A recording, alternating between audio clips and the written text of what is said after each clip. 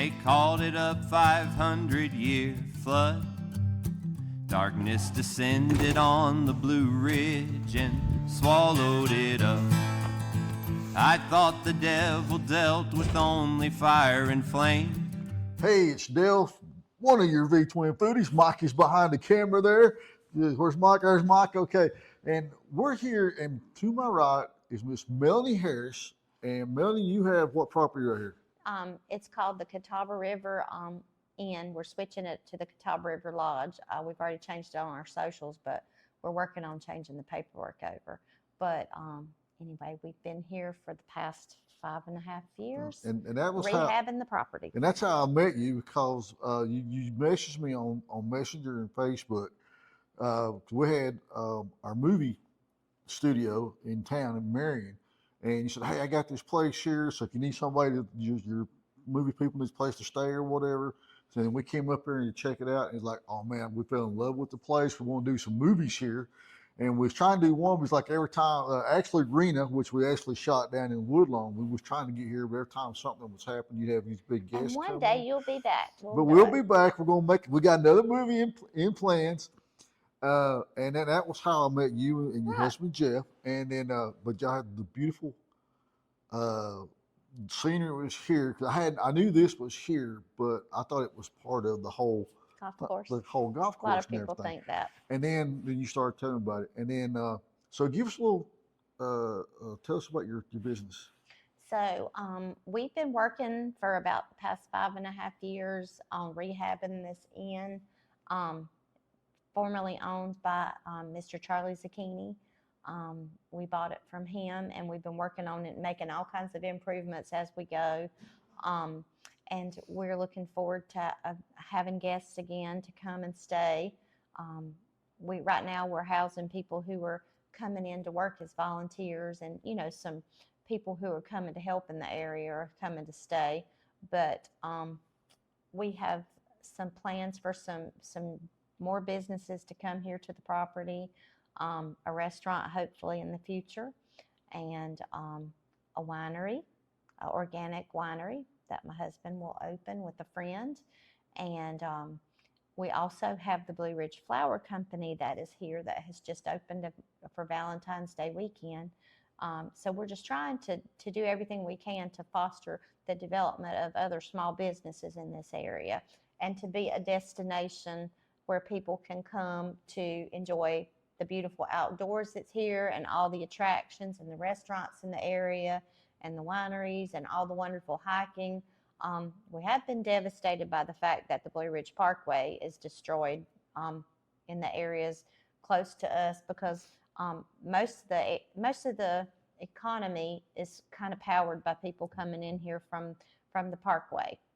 So we're having to all re-navigate and make a new direction, try to figure out how to keep all the small businesses here going and develop new ones, and attract people to this area. It looks very different, but there's some very beautiful things about it as well. May not look the same, but it's still a beautiful place to be. Okay, I do know, like I said, because as people can see the background, they can see the how the banks have been washed away out here compared to what we have been not knowing from.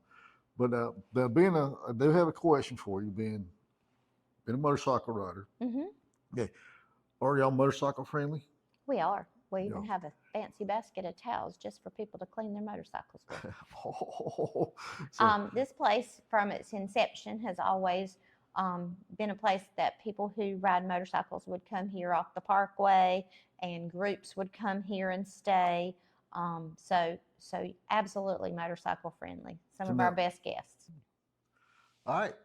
So we're actually going to do another interview, but I'm not going to be in the picture, and you're actually going to talk about the night of what happened with the hurricane itself. So stay tuned for that, because it's coming up next. My name is Melanie Harris, and we own the Catawba River Inn and Lodge, and we've been here almost 6 years, working on renovating the building and trying to improve it. And then came Helene.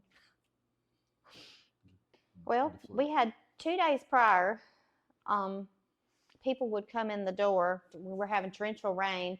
The river level was getting higher, but people would come in and they would notice that they had SOS on their phone. And so they would ask, could they get on the Wi-Fi?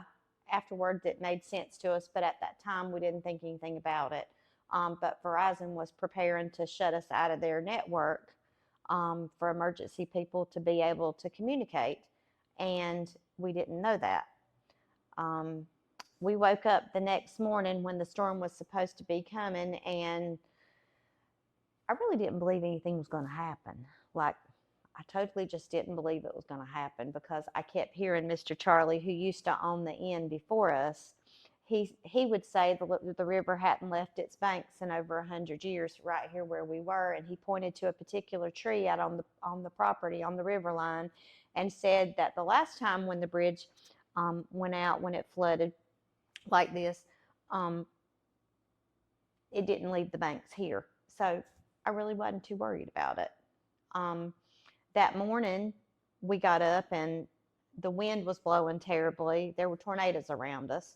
And we noticed when we went outside that the water was backing up on the other side of the bridges, on the other side of the main driveway coming into Linville Falls Mountain Club. And it looked like Lake James back there, which was a little scary. One of the bridges was completely blocked up with cars and 100-year-old trees with root balls. Like, it was completely blocked. One of the bridges was, so no water was coming through there. The other bridge that still remains, the water was cresting at like 25-foot waves, like you were at the beach. You could see fish and different things, snakes, different things being thrown around in the water. And our parking lot started filling up with water because it was leaf season, and all of a sudden all the leaves came down.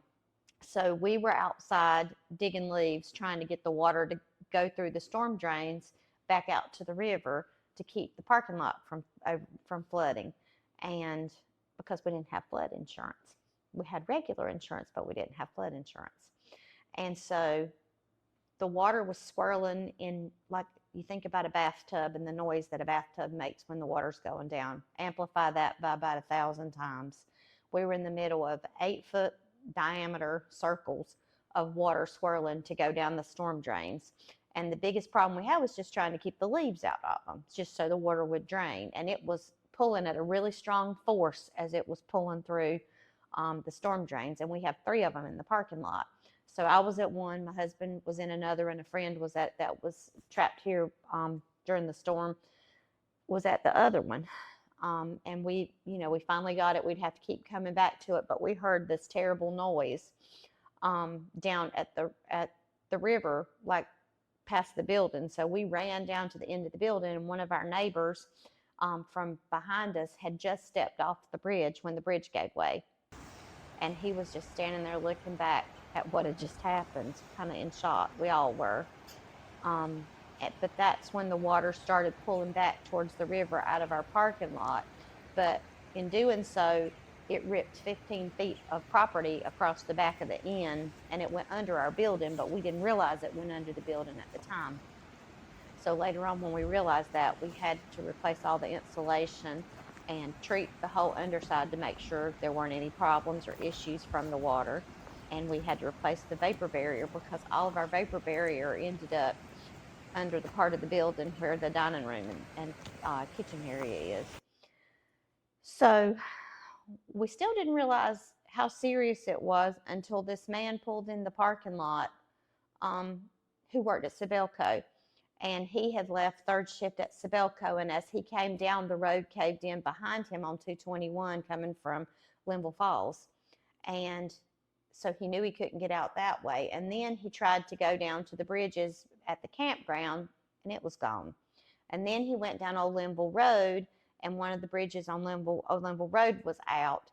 And so there was really no way to get away from here. We were all just kind of trapped like we were on Gilligan's Island.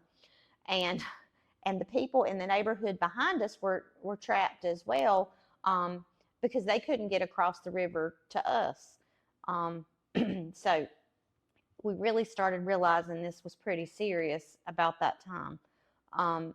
I realized we weren't going to be able to get out to go get any food or any groceries. And so I had a lot of food and groceries stored in the freezers and refrigerators. And so I opened the back door and I started cooking because I realized if the power was going to be out for a while, the food was going to spoil. So we started cooking with the back door open, and then found some flashlights, and we had a gas stove, and we started cooking and feeding people in the community. And it's just kind of steamrolled, and we've been doing it ever since. People taking turns helping to put food out for the community. We've done it through donations. We've done it through groups of people who have stopped by and delivered stuff to us to give out and to feed. We started seeing a lot of people, we needed a lot of things here, but we were kind of trapped from everybody else. So we heard about people bringing donations that were being turned away because people were already just flooded with donations. And we have a big building, so we started storing stuff. And so we collected anything anybody brought us. We didn't turn it down. And we started working with Cajun Navy Relief. And Cajun Navy Relief and a lady named Miss Shawn King, who was over the Western North Carolina project for Cajun Navy Relief, they started sending things in to us, and we had a contact person that worked with them, and we could call her, and she would have people bring stuff to us. So that's kind of how we got started as a donation center. We're working with several groups. We have a group of people out of Hickory that are Carolina Calvary. They've been bringing propane and swapping out propane with us, bringing propane containers, and people will bring us one and we swap them out for people in the community. But we're still giving out donations and supplies, and we're still feeding the community. We just incorporated as a nonprofit called the Heart of North Cove. And Heart of North Cove is going to not only help people in our community, individuals that are in need due to the hurricane and just in general in need in our community from now on, but we're going to work to prop up the local economy here and the small businesses, and to help foster the development of other small businesses to help the economy in our little community. Our community makes a lot of the money that they make off people who travel the Blue Ridge Parkway. And the Blue Ridge Parkway is closed in all the areas that they would use to get to us. So we know this is going to be devastating to our community for years to come. So we're working together to try to help local businesses stay afloat, and to help start local businesses and help families who have lost things. We've been working. So far, we've helped not only feed people, we've bought culverts to repair and had volunteers repair culverts to make roads passable that are private, that the state wouldn't help with because it's not their area or jurisdiction. We have worked to help people who have been displaced for one reason or another during the storm to have housing. We have campers that have been donated and that we are trying to retrofit and improve to make them habitable for people. So we've been working on that.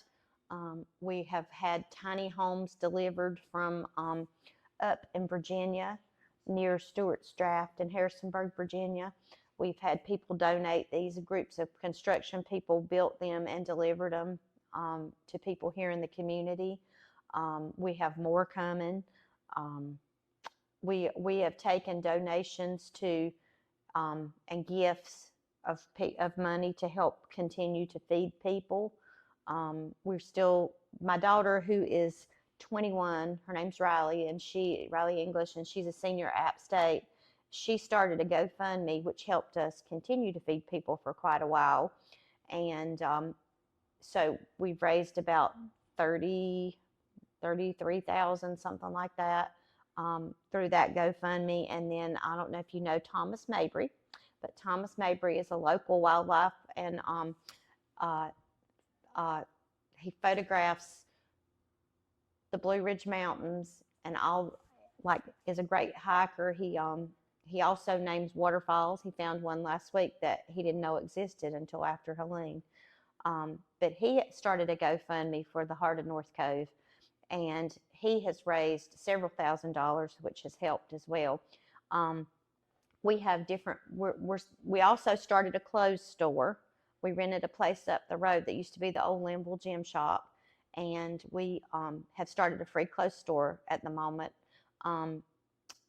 Plus, we have about 4 Connexes full of clothes right now that have been donated.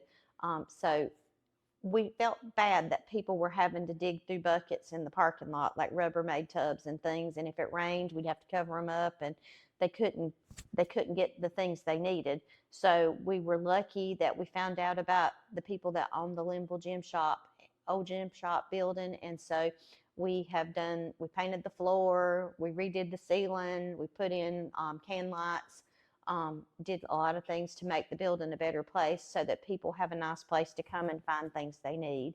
And anybody in Western North Carolina who's been affected by the storm can come in and get clothes and shoes and blankets. Anything that we have in there is available for people. We just felt like it was more dignified and less demeaning to be able to shop like you were in a clothes store. And we have a guy who lives close to there, and he has been volunteering to run the operation there, and he's done a fantastic job.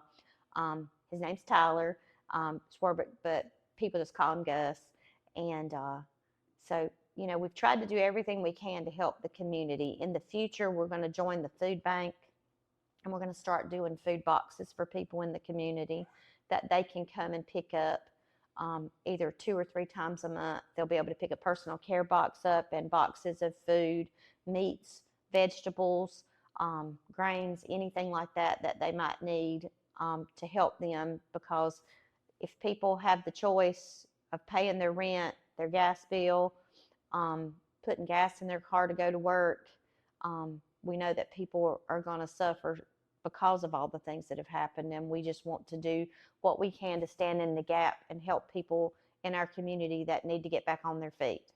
So our goals are to finish the job that we started of trying to finish rehabbing this property, and be open as a retreat center and an inn or a lodge so that people have a place to come and get away. We've suffered a great deal of devastation out here on the river.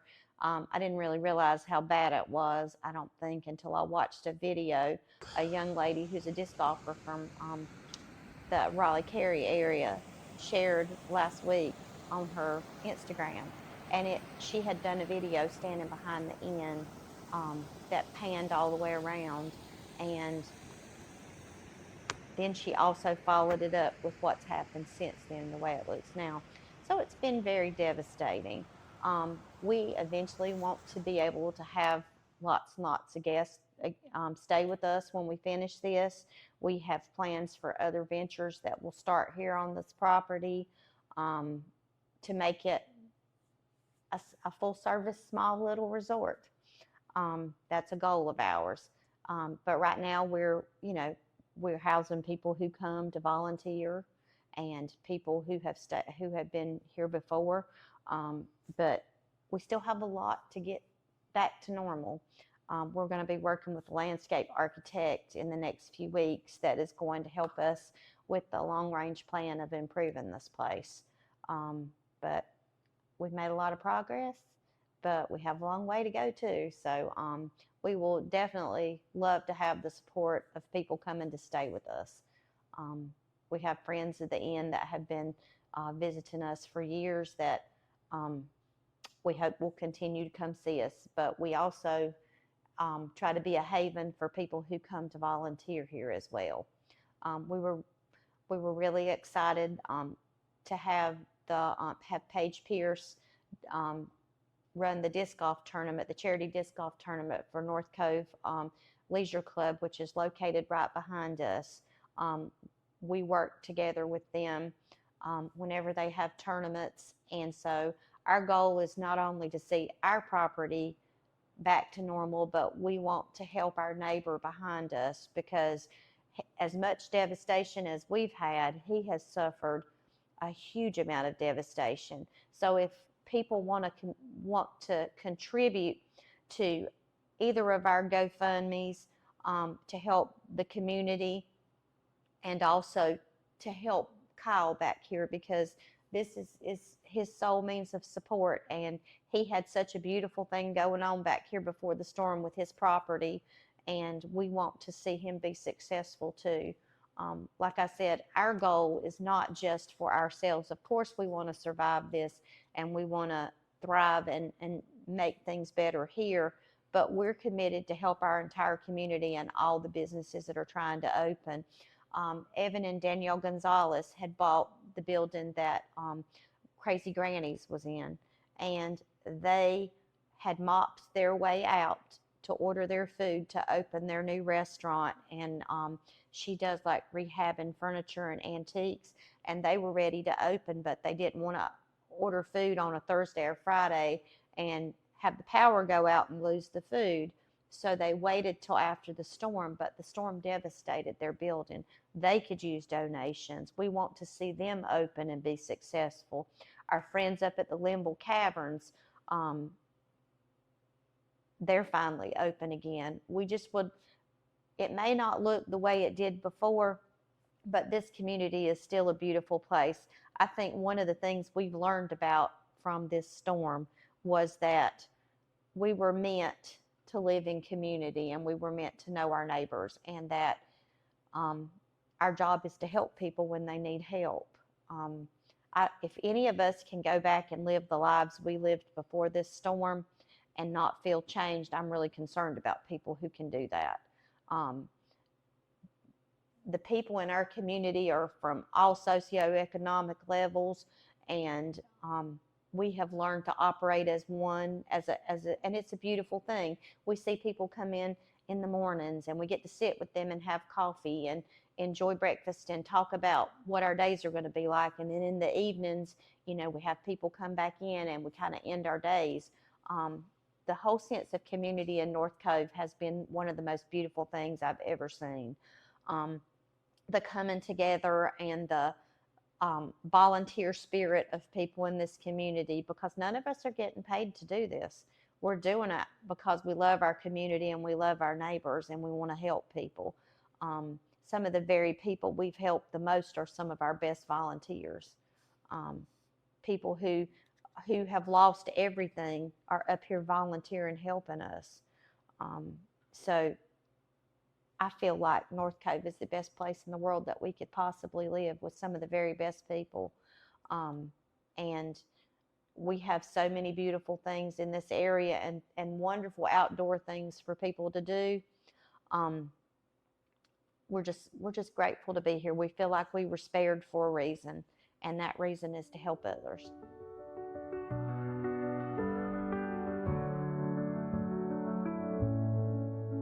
The storm came rolling, the waters rose high. Families were stranded, left asking why. But in the darkness, a light still shined. A heart so golden, a love so kind. She stood like a shelter, strong and true. With open arms, she knew what to do. The angel of North Cove, she gave all she had, she carried the load. At the Catawba River Lodge, she made a way for the lost and the weary to see brighter days. RVs and trailers, food on the line. Warm meals were served, no soul left behind. She called across states, she answered the need. A beacon of hope in a time to believe. Side by side with Jeff and a volunteer crew, she built up the broken, she saw them through. The angel of North Cove, she gave all she had, she carried the load. At the Catawba River Lodge, she made a way for the lost and the weary to see brighter days. Side by side with Jeff and a volunteer crew, she built up the broken, she saw them through. The angel of North Cove, she gave all she had, she carried the load. At the Catawba River lost and the weary to see brighter days. Through rain and the sorrow, she lifted them high. No mountain too steep, no tear left to dry. A heart full of kindness, a soul made of gold, a story of love that forever is told. So when the storm